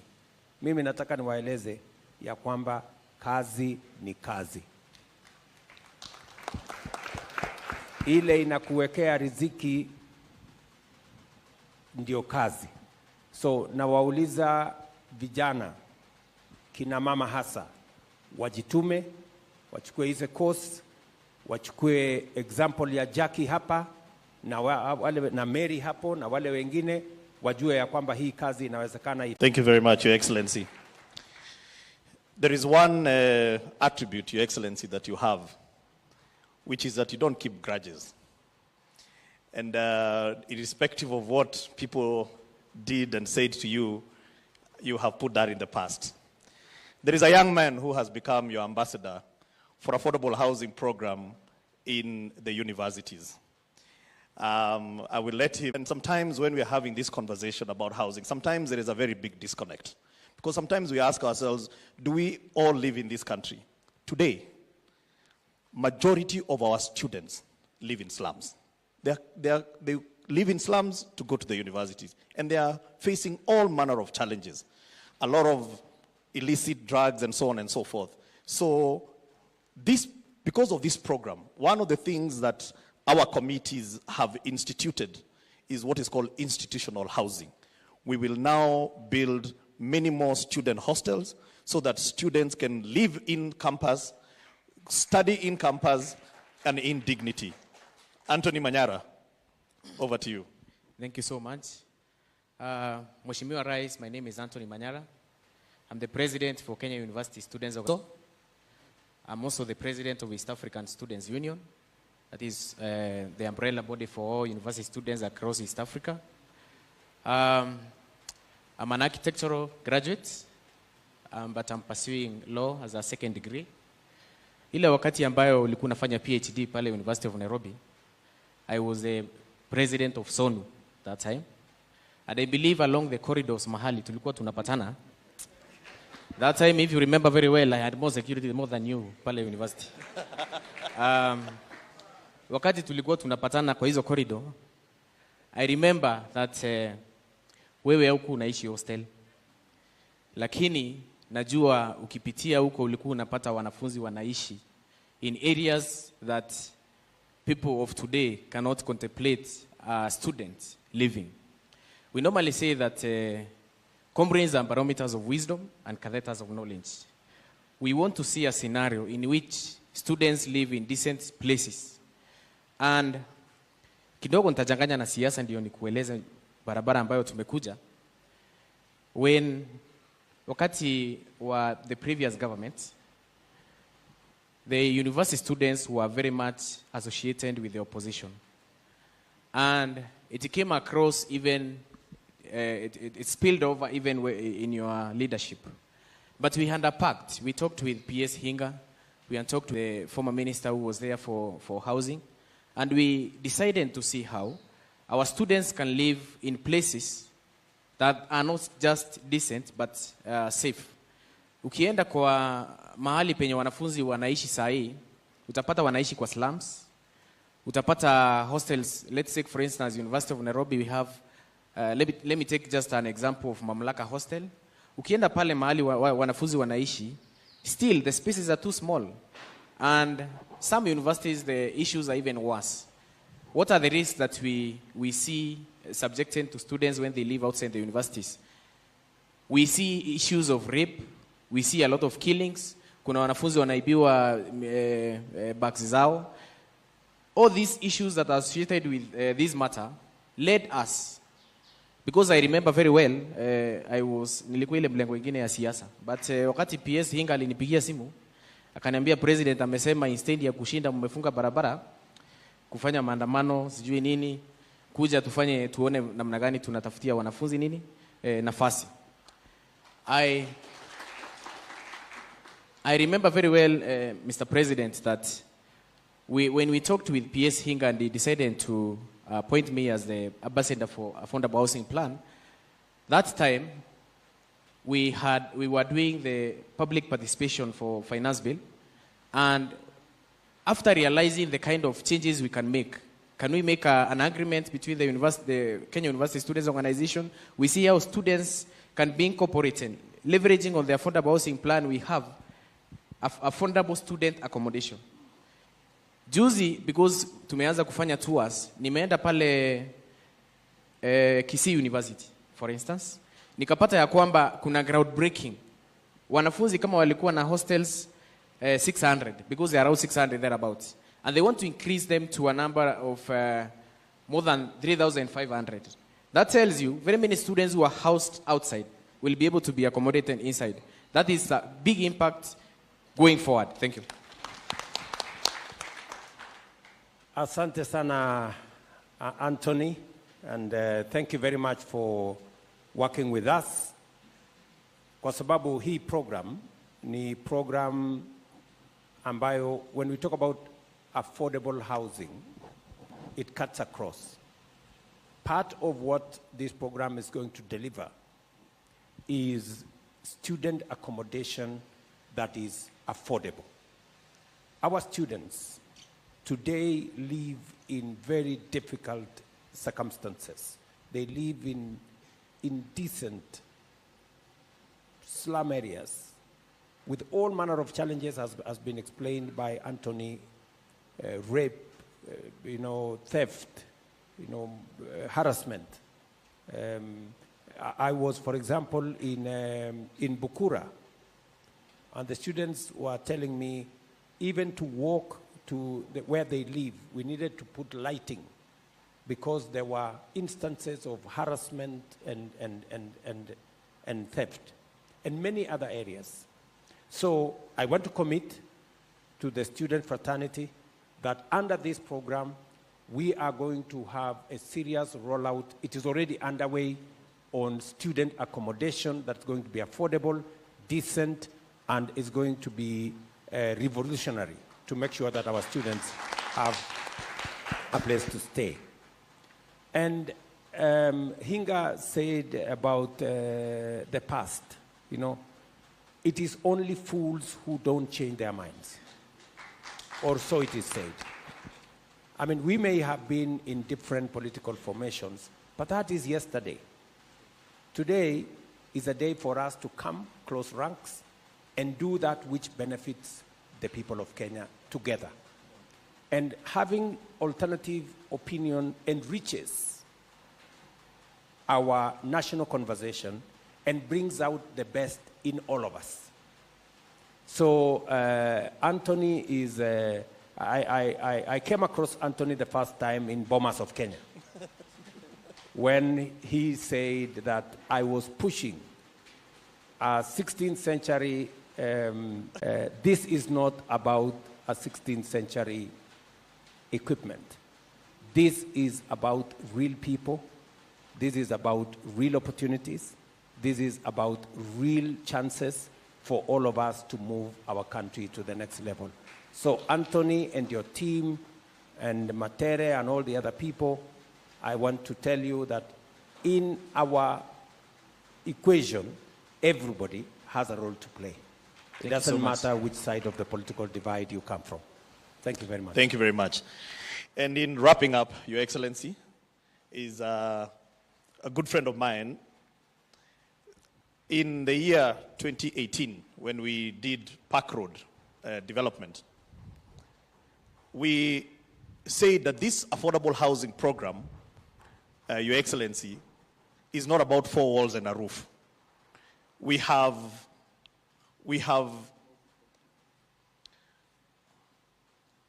okay.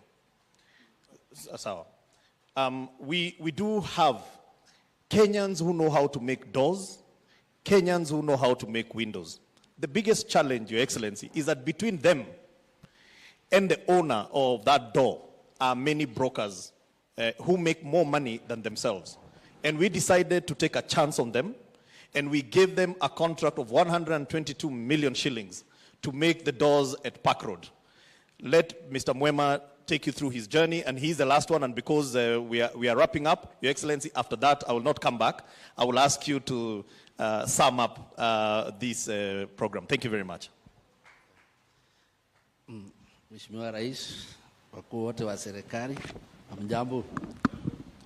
Kwa majina yangu naitwa Peter Mwema Mudhaka. Ingana pile PS Inga amesema, sisi tulikuwa watu wa chini, tulitafutwa tukiwa kule Kariobangi. Na tukaambiwa tuko na contract hapa Park Road. Wakati huu hatukuwa tunaweza kunjua vile tunaweza kunegotiate mambo ya contracts. But serikali ikatuambia tuende tuongee na contractor because already contract ilikuwa chapatiano. Contractor before hakuwa anataka kufanya na jinsi sana, lakini baadaye alikumbali na akawa mzuri sana. As we right now we are talking here. Tulifanya miaka mitatu. I remember one time kulikuwa na shinda kwa site, so we had to go home. Tumeambiwa tumeshindwa na kazi because wale wa mwenyeji watupokonye kazi. Bwana PS Inga alikuja kwa site na tukaitwa kamiti yangu, tukashtakiwa ile makosa tunafanya, lakini tuliwaambia atunjui. Lakini wakati ilipika wanjanje kuamua Bwana PS, tulisema sasa anatuambia tutoke, lakini aliongea kitu ambao itatoka kwa roho yangu na nikampenda sana. Aliwaambia contractor hivi, atukata mzuri anji kutoka China, kutoka wapi, hatutaichukua. Free for nothing atuitaki. Hawa ndio mtafanya kazi nao. That day mchina, nakumbuka contractor alipigia simu saa 6 usiku akaniambia ngurubu yako tukutane saa 12 kwa site. Na akapanilika. Ile training tulipewa na mchina pale ya kufanya usiku na mchana, wengine hatukuwa tunajua mambo mingi. Naweza kusema after hiyo contract tulifanya kitu ya maajabu. Wakati Bwana Rais uliingia na tukaona biko tulikuwa tumeonja hiyo pesa kabla handshake ingia ikasimama. Sasa tukasema sasa kazi imepotea tena, biko tulionja hiyo tamu, ni mzuri ukweli. Tukawa hiyo pesa hatuna, tunataka kujenga na hakuna sites. Wakati uliingia tuliona maajabu ukitangaza kama nyumba zikanjengwa, na kwa vile wale wanjui kama kazi ni mzuri, wakati ulitangaza ya kwanza tulifurahia sana, na tukaandikia PS barua tukamwambia tumejipanga, na akatuambia sasa si hapa Nairobi peke yake, lazima hii ujumbe yote mlifanywa pale iende Kenya mzima mahali kuna njengwa. Actually tulifanya hivyo mzuri sana. Musea under entry iridhaa wa Musea ndio anafeti mafundi wote, makapenda ndio anatupatia. Saa hiyo ndugu ameongea hapa, nimempatia technical team ambao wanatrainiwa kwao saa hii, wale watafanya hii milango ndio inaenda huko Kibera, this one. Na huyo amenipa makapenda, tumempatia watu wetu wa training wa national. Tumejiunga kikundi kubwa sana kutoka kwa sub sector ya national Jua Kali of Kenya, ambao CEO wake ako hapa asimame. Huyu ndio mkubwa wetu wa Jua Kali, Bwana Richard Mutati. Tuko na timu kubwa, watu wote wa national msimame, msalimie rais. Mafundi wote pia msimame, wale mmepika hapa. Hii timu yote unaiona hapa, wengi tumefanya nao backrot, na wengi tumewatuma kila mahali. Juzi tumeitwa na MD wako wa National Housing, akatuambia anataka tumsaidie huko nyumba zao zinajengwa. Sasa ametupa kazi Kirinyaga, Ngomambei, tunawasimamia huko na Embu. Mafundi wetu technical wanaenda huko, tunapanga na yeye vile wataenda huko. Because why we are doing this, we are giving our brothers and sisters ile shinda tulipitia pale attract wapitie. Na nakwambia kitu ya kuchangaza sana, wanawake wataki kuachwa nyuma. Wamejipanga because walikuwa wananiuliza chairman, tutafanya kazi gani? Hii milango unayoona hapa, hii imefanywa na wanawake. Sio kana madam Karaya yako ameingia. Huyo madam, hii milango ndio wamejiunga kikundi kubwa sana. Wanatengeneza milango. Wamesema Muhindi hapati kazi ya milango. Hii yote inakuja site inaundwa na wanawake wetu hapa Kenya. Hiyo unayoona hapa. Ile iko pale ndio tunaweka Ruiru.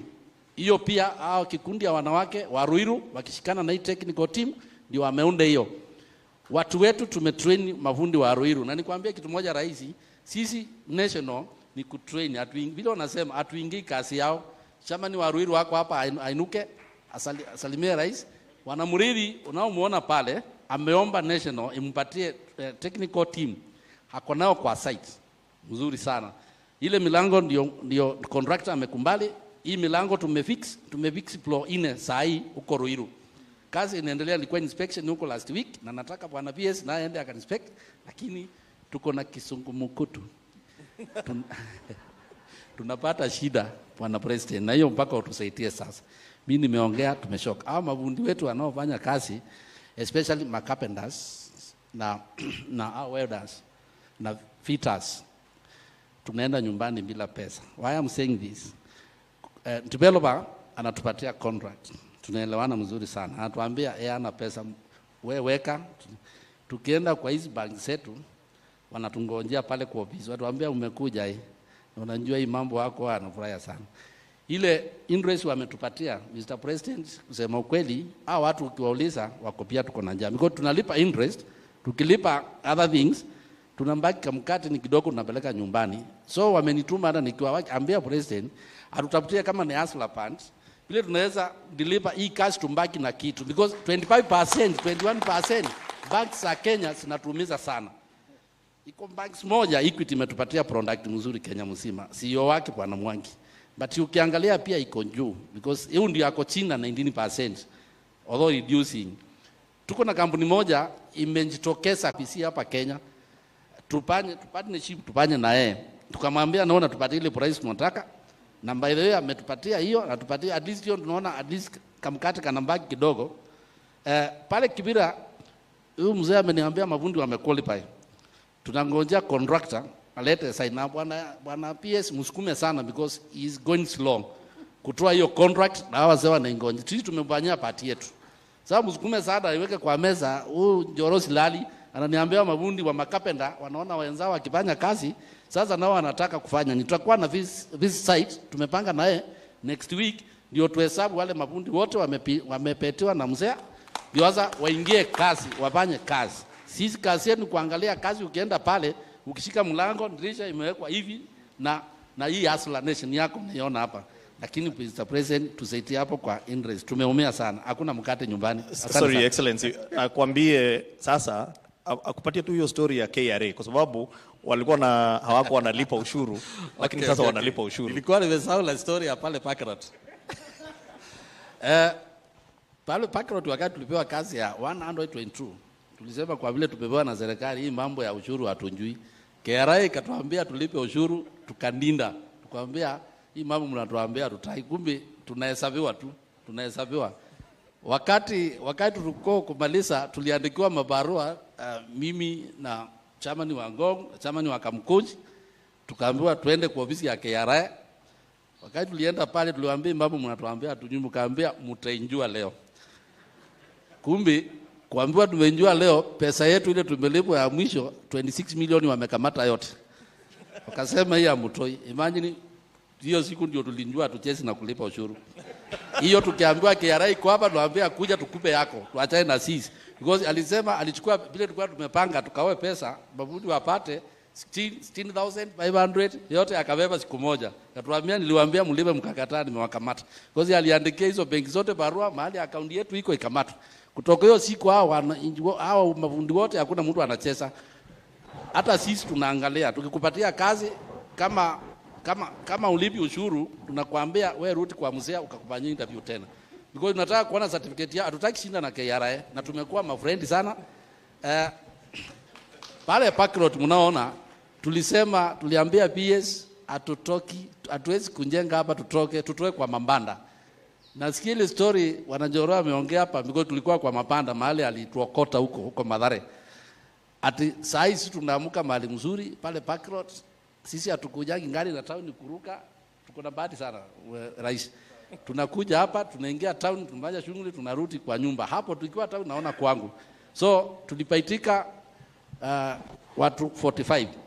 Why hao watu wote wanaona rais wote wamesave pesa. Tumeenda kwa PS na tukamwambia tumelipa kwa mboma yangu na tuna save huko, lakini iko kitu tutupanga na yeye atupatie allocation ya watu wakawani na amekumbali. Sasa sisi tuwekewe 10% na tunakulipa yote. Hao watu wote wamechanga pesa. Mahali wanafanya kazi wanaweka pesa ya kukaa kwao. Because wanaona vile tunakaa Pakrot na wako very happy. Mkikataa nyumba mjue mafundi wangu wote Kenya mzima wamejipanga. Wanachukua hizo nyumba. Asante sana. Haya. Sawa bwana Mwema. Mambo tu mawili ambayo ningetaka. Pale mbeleni utendakazi wenu ulikuwa na matatizo. Ile quality ya vile mlikuwa mnafanya. How has that improved? Are you bado mko pale ama mumebadilisha mambo? Mambo yetu ilibadilika wakati tulifika site 2018 pale Pakrot. Wakati tulikuja na mashini zetu, contractor alisikataa. And the contractor baadaye wakati tulikuwa marafiki alisema you guys naonyesha mashini za kufanya kazi, na tutawasaidia kutoka kwetu mahali zinatoka. Hii vitu mnatumia zimepitwa na wakati, kama ile Kabiru tulikuwa tunatumia ile akatufundisha kutumia ile electronic, ukiweka hapo na ile kitu ni mbaya. Kulikuwa na siku ya kwenda kuangalia, because tulikuwa tunafanyia kwa site huko kwetu. Tulikuwa tunaenda kuangalia na yeye workshop 3 sote, Ngong, Kariobangi na Kamkunji, siku ya Wednesday kila wiki. Akiweka hiyo biro yake hivi, anajua ni wapi pambaya, anasema tu correct hapo. Hii milango ya ambao akatufundisha vile kuitengeneza na kuvinya mzuri, then tukafundishwa kuset pale. Wakati huu tulikuwa tunafanya vitu reja sana, vitu ambao ukiona inakaa hata kunaangalia ile vitu tulikuwa tunatengeneza wakati huu, au wateja tulikuwa tunawapatia vitu bob sana. Lakini saa hii kitu ikitoka kwetu inaangaliwa kabisa. We have a very technical team here, watu wa kuangalia inspection yetu kabla developer anja pika pale. Developer hata saa hii hawezi kusema kitu yetu tumeweka, wote wanapitisha hivi. Very good. And I think that goes to what PS was saying. Affordable does not mean poor quality. And the capacity building that has been done on our Juakali sector, pale nyuma walikuwa wanatengeneza ile tu kuharakisha. Hata unasikia Mwema mwenyewe anasema kweli tulikuwa tunafanya makosa. Wale wateja wetu tulikuwa tunawapatia vitu substandard. Lakini leo kwa sababu ya program hii ya affordable housing, vile tulisema ya kwamba wale contractors tumewapatia kazi, wakijaribu kuleta watu wao tunawaambia hapana, hii kazi itafanywa na Wakenya, itafanywa na mafundi wa Kenya, dirisha itafanywa na mafundi wa Kenya, milango itafanywa na mafundi wa Kenya. Ile kitu watafanya ni kufanya kazi na wao to improve the quality of what they are doing so that it meets the standard of the construction. And because of we insisted, the contractors were trying to say the Juakali people are doing substandard work. We told them it is your responsibility to train, empower, build capacity of the Juakali sector so that they develop the standard products we are looking for. And I want to commend the Juakali sector. They have upped their game. Mwema now says, even them, they appreciate that they are now doing very quality doors, windows, hinges and other facilities. Ni kweli bwana Mwema? Ndio unaona milango kama hii, na watu wanafikiri tumeleta hii milango hapa kama sinema. Hii milango ndio inaenda Kibera. Hii milango ndio inaenda kule Ruiru. These are real doors built by real people. Na wamesema, ananiambia wametoa kwa site kuja kuweka hapa ndio watu wajue. They are now doing good quality stuff and we have managed to improve what they are doing. Number 2, bwana Mwema, katika hii program yako mafundi, umeniambia ya kwamba mambo ya interest inawaletea matatizo. Lakini pia hapo umesema kwamba na nyinyi pia mnachikaza kuhakikisha kwamba mafundi wenu na biashara zenu inalipa ushuru. Kama hiyo, which is very good. Na sasa hapo kwa interest so pale sasa kwa interest tulikuwa na mambo kidogo, lakini nimekusikia. Tutaketi chini kama serikali tuone how do we assist you the same way we are assisting the contractors on making sure that we moderate the costs ndio muweze kupata pesa. Nafikiri Hinga and your team umesikia vile wamesema, watu wa treasury wamesikia. Tutaketi chini, we will come back to you on what we can do to help you out. Tumekubaliana.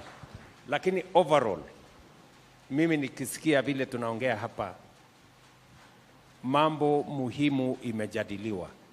Hapa tunaongea kila mmoja wetu achangie katika kubadilisha Kenya. Either kupitia kwa ushuru, kupitia kwa levies and whatever we are doing. Nimesikia hapa, we are improving the quality of what we are doing. We are building the capacity of our what we call Juakali, yet actually it is our manufacturing sector. Those who manufacture our doors, those who manufacture our windows, those who are involved in construction equipment, making steel, making cement, making all the other products, everybody is upping their game because there is now an opportunity and there is scale of doing work at a higher scale. I'm also hearing that all of us here have embraced the culture of saving. Ukisikia Stanley pale, anaongea mambo ya saving. Ukisikia Shadrach, Meshach pale, anasema saving. Mwema, anasema saving. Wanjiru hapa is talking about saving. So all of us are embracing the culture of savings as a nation. We're also embracing the culture of paying our taxes. And we are also embracing the culture of us moving together as a nation. Therefore, I am very proud that we are all moving in the same direction. So, asanteni sana. Thank you very much, Bwana Obed. Asante sana, Stanley, and everybody around this, Mary, and my good friend Anthony, and Jackie here, and all of us. Na asante sana, my friend Kakai. Sisi wote, we are one team, and it is my hope that we will take this country to the next level together. Asante sana. Thank you very much, Your Excellency. Tumeshukuru sana. Back to you. Your Excellency, if we can just have a picture with the artisans.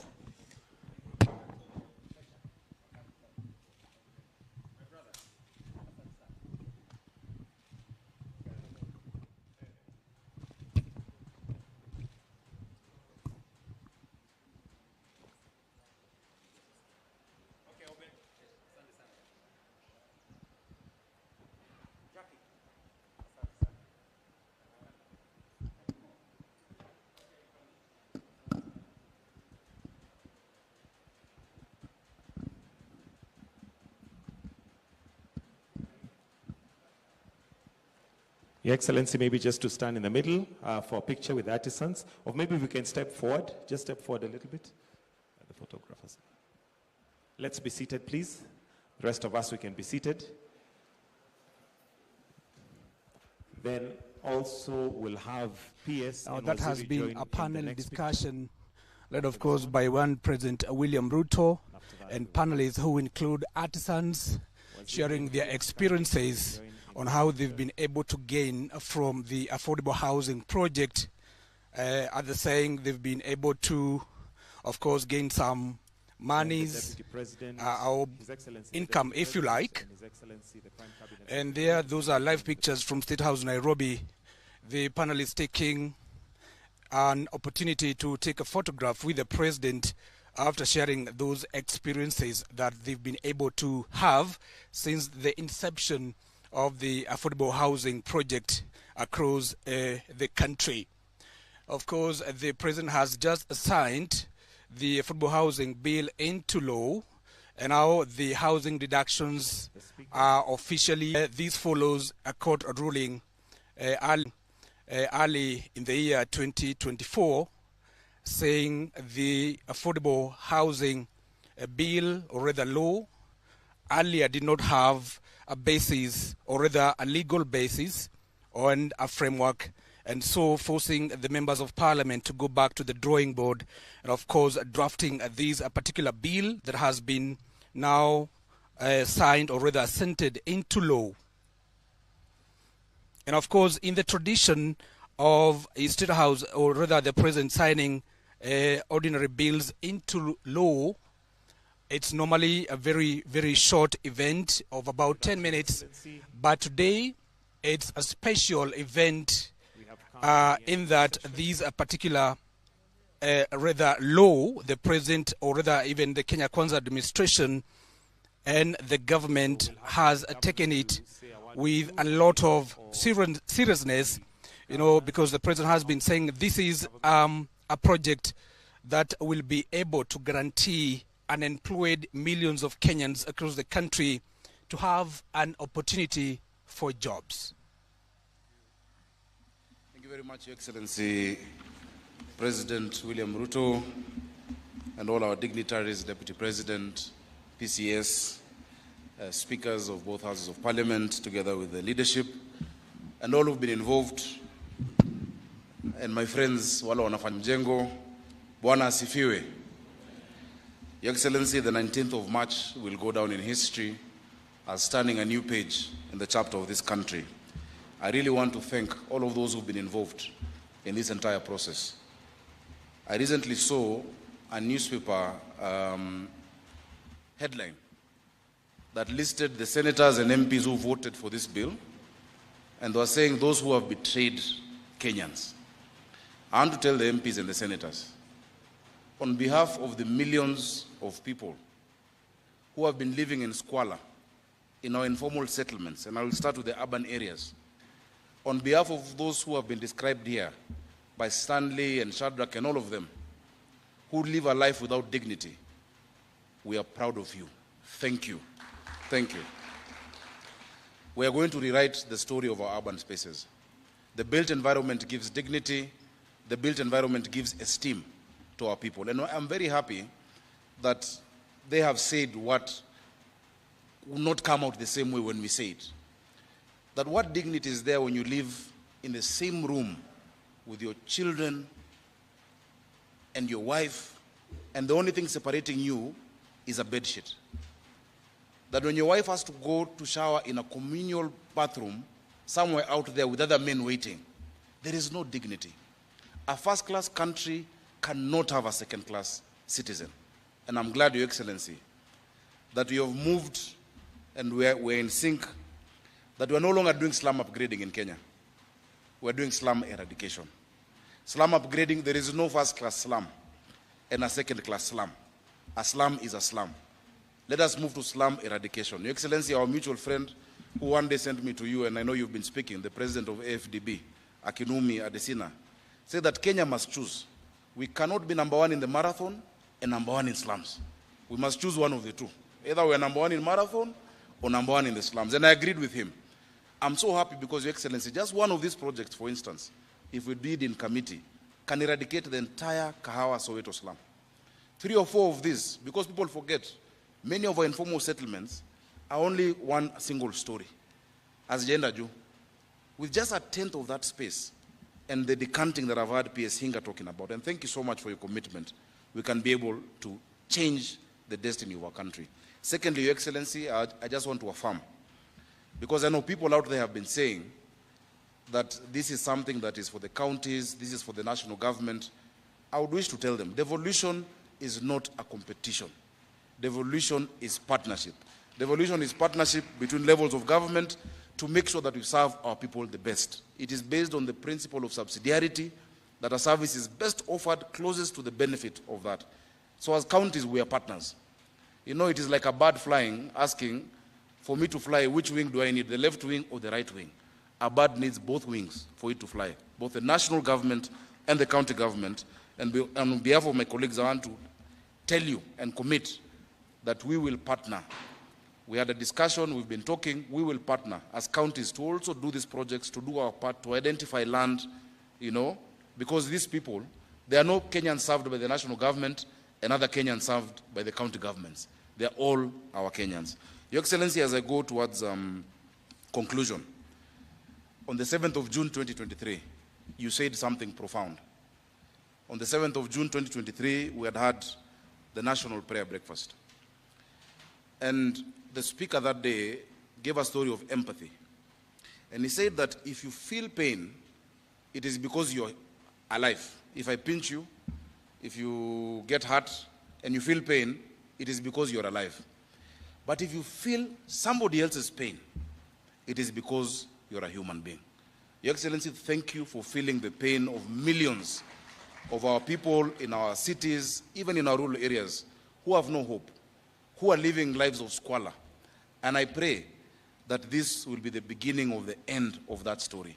As my friend has said, kuitwa kitongoji au makanda itaisha na kutakuwa na majina ya baraka katika maeneo yetu. As a county, we're working together with the PS and with the ministry, our county aggregation industrial park, because Nairobi ni shamba ya mawe, hatuna matunda na mboga na kahawa. Our product is this, Your Excellency. Our Kaipi Nairobi is metalwork and woodwork industry. We're dealing with Peter, Mudama, and the Kamkunji and the Ngong Road teams. Thika Road, between Madare and Utalii, that is where we're going to have our industry. Hii milango yote, madirisha, together with these people, we're bringing the common user facility and give our young people hope in this work that we're doing. Your Excellency, one story that my friend aligusia kidogo tu, na ningetaka kumsaidia kusisitiza.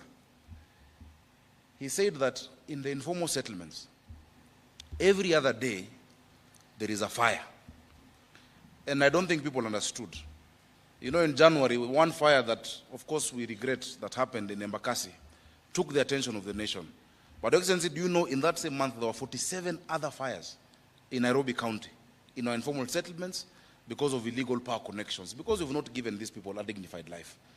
Imagine leaving your home and not knowing whether when you come back your children are safe, whether they're how you left them, or whether your house has burned down because of the indignity of living in that informal settlement. Your Excellency, please help us to make sure we sort that out, make sure that we provide water for them, we're able to reticulate for them, because a first-class country that Kenya is cannot and will never have a second-class citizen.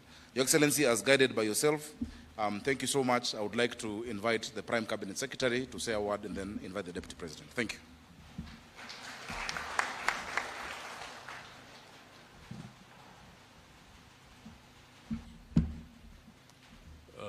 Thank you, Your Excellency, and the Deputy President, brothers and sisters. Today, a good story has been told. But the significant thing is that it is a story that is factual. It's not fiction. I think that is extremely important, that the whole journey to providing housing, decent housing, affordable housing to the Kenyan people is now not fiction, but it's a fact that is being undertaken. The second thing I would just like to point out, Your Excellency, is that cherry picking of constitutional provisions is one of our most unfortunate habits as Kenyan people. Because providing shelter to all Kenyans is a constitutional provision. Providing water to all Kenyans is a constitutional provision. Providing education is a constitutional provision. And so is the need to provide free and open conversation and dialogue. But the problem is that we have been spending so much time cherry-picking the convenient ones, but it takes courage to address the other constitutional provisions which are not about just speaking, but being very practical. Your Excellency, we must commend you, we must commend the legislators, we must commend the planners, that on this one, they have held the bull by the horns. They have tackled the difficult aspects that are provided for in the Constitution. You did not cherry-pick the easy ones. Let me commend you, and let us work as a united team, as Kenyans, making sure that we do not engage in cherry-picking the softer options, but tackle the tough and meaningful options in our Constitution. Your Excellency, the Deputy President, please come forward.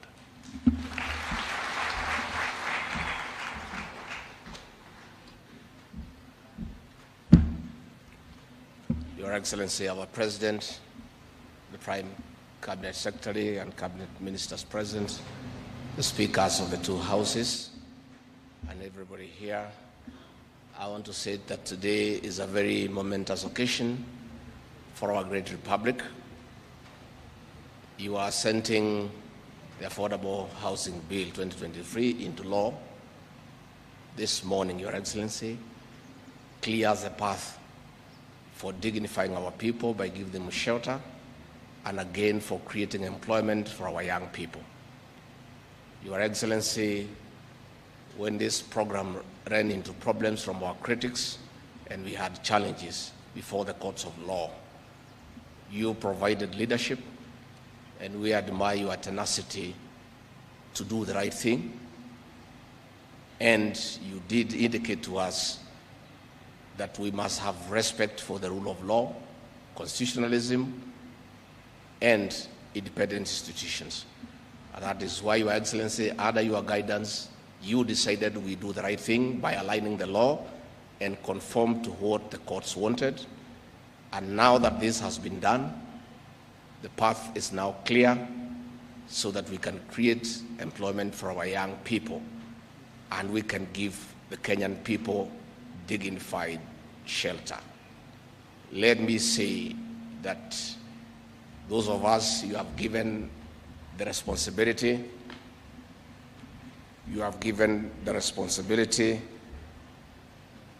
to deal with matters drug abuse and alcoholism.